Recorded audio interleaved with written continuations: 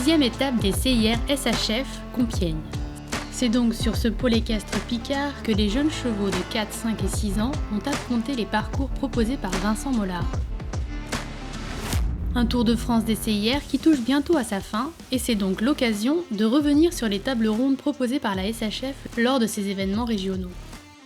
Alors il nous a semblé judicieux de profiter des CIR pour rencontrer un maximum de cavaliers des régions concernées et de faire un petit état des lieux de ce qu'ils pensaient de l'évolution de la SHF, voir les modifications qu'ils souhaiteraient mettre en place. Et donc on en a profité pour débriefer un petit groupe. Là je parle pour l'ensemble de tous les cavaliers parce qu'il y en a beaucoup qui sont venus me voir ce matin après la réunion. C'était vraiment content de pouvoir échanger. Je trouve que c'est une bonne ouverture d'esprit et c'était vraiment intéressant et positif je pense pour la suite d'avoir échangé tous ensemble hier soir. Parmi les points évoqués, l'éternelle question des parcours pour mieux préparer les jeunes chevaux au circuit fédéral.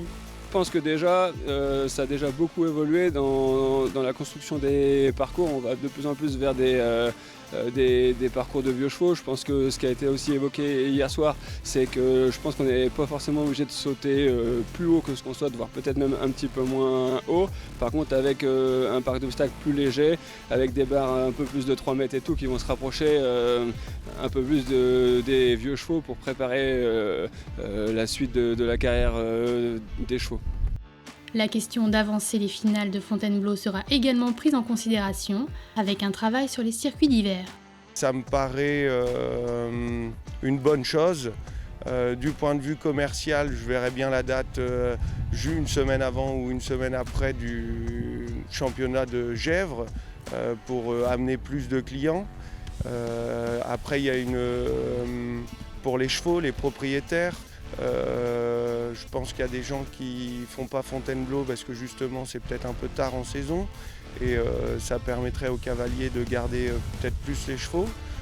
Tout est une question de frais, de business aussi qu'il ne faut pas négliger et je pense que pour moi tout le monde serait gagnant de ravancer la date. Après il y a le côté familial, il y a peut-être que des cavaliers qui pourraient profiter, qui ont des enfants, de partir en vacances par exemple avec leurs enfants et pas après la rentrée scolaire. Et enfin, ouvrir davantage le mode de qualification pour ces finales SHF. Essayer de faire en sorte que les qualifications des chevaux de 6 ans qui effectuent des CSI avec des cavaliers de 5 étoiles puissent avoir des passerelles pour revenir se qualifier à la finale de Fontainebleau et qu'on ne se passe pas des bons chevaux et des bons cavaliers qui drainent aussi derrière eux une clientèle d'acheteurs et c'est important. C'est enrichissant, ce sont des débats assez fructueux, chacun a ses arguments évidemment qui parfois sont contradictoires. Il faut faire la part des choses et il faut travailler toujours dans un esprit d'équité avec une majorité bien sûr de cavaliers, mais on ne peut pas plaire à tout le monde, on le sait. Mais en tout cas, ce qu'il y a de sûr, c'est qu'il faut essayer de contenter un maximum et toujours dans un esprit de justice, quoi. Voilà. Moi, je trouve on a beaucoup de chance. Par exemple, on est au concours de Compiègne, le site il est exceptionnel, de former des chevaux sur ces pistes-là. Il y a Fontainebleau, ça permet d'avancer des chevaux, de leur donner de l'expérience. C'est pas des concours bac à sable, il y a un grand écran et ça, il y a une évolution dans les 5 dernières années qui est considérable et qu'on doit aussi apprécier. Côté compétition, Compiègne était la dernière étape pour les 4 ans, et le classement s'est joué sur la note de modèle. Ismalia de Givre, montée par Éric Simon, remporte le titre. La jument Selle Français réalise le double sans faute et obtient la note de 15,7. Avec la même place au top 100, soit la 132e place, la jument Selle Français Itsy Bitsy de Preuilly, présentée par Guillaume Guinaud, se classe deuxième avec une note de 15,65. Icône du buste, montée par Édouard Fiocre, complète le podium. Avec une 197e place au top 100, la jument Selle Français obtient la note de 15,9 au modèle.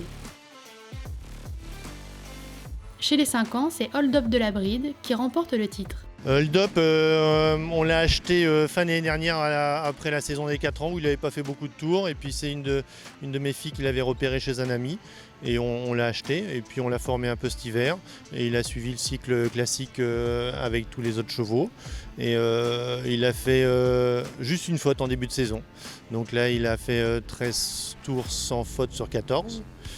Et depuis ce Barbizon où il avait fait petit 4 points, là, il est tout le temps sans faute. Voilà, c'est un cheval très respectueux, qui est très souple, qui peut aller très haut, à droite, à gauche. C'est une vraie anguille, un petit peu sous la selle, mais qui a les qualités d'un cheval de concours avec beaucoup de sang qu'il faut un petit peu organiser encore, mais qui va, je pense, bien vieillir et puis être vraiment un vrai bon cheval de concours. Voilà. Le mâle Selle français, 62e au top 100, réalise le double sans faute et obtient la note de 15.4. Là, l'objectif, c'est d'aller donc à la finale. Donc maintenant, il est qualifié. Et puis, on va essayer de le vendre là-bas.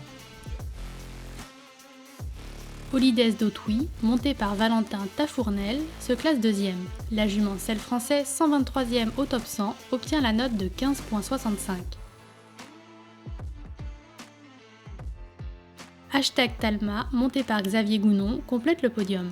Le mâle Selle français, 212e au top 100, obtient la note de 16.2. Enfin, chez les 6 ans, c'est Gold Star de Bémont qui est sacré champion. Eh bien, Gold Star, c'est un très bon cheval. Il n'a pas loupé grand-chose. Il a fait 10 sans faute, 10 parcours avant de venir ici, 8 sans faute. Et donc, c'était vraiment facile pour lui de sauter. Il a beaucoup de qualités, très respectueux. Et donc, ce qui fait que cette année, c'est un cheval assez anxieux. Donc, il a fallu prendre toujours un peu son temps. J'ai jamais couru le chronomètre au cours de la saison. Donc, j'ai préparé tranquillement à son rythme. Et déjà l'année dernière, il a fait plein de sans faute. Et en fin d'année, il était de mieux en mieux. Donc, je sais que cette année, il est dans le même état d'esprit. Plus il fait de concours et mieux il est. Donc, il est arrivé ici plutôt au point. Avec un double sans faute et un chronomètre de 78,27 sur la deuxième épreuve, le Hongre Selle français s'impose sur le championnat. Gold Star, c'est un cheval qui, déjà sa maman était une crack, elle a fait de grands résultats, donc il a hérité de son respect, ses moyens et sa compétitivité. Donc vraiment, ça c'est ses points forts. Sa seule difficulté, c'est qu'il est assez anxieux et craintif un petit peu du tour, de tout ça. Donc faut être prudent avec, prendre son temps. C'est les défauts de ses qualités. Donc voilà, maintenant je suis très heureux, ça avance bien et ça le montre aujourd'hui. Gucci Saint-Martin, monté par Armand d'Aragon, se classe 2e. La jument Selle français réalise un chronomètre de 80,22 sur la deuxième épreuve. Gerswing de Brèvre, monté par Christophe Escande, complète le podium. Le Hongre Selle français réalise un chronomètre de 81,41. Compiègne, c'est fini, place à la dernière étape 2022 de ces CIR SHF qui se tiendra du 1er au 3 août à Saint-Lô.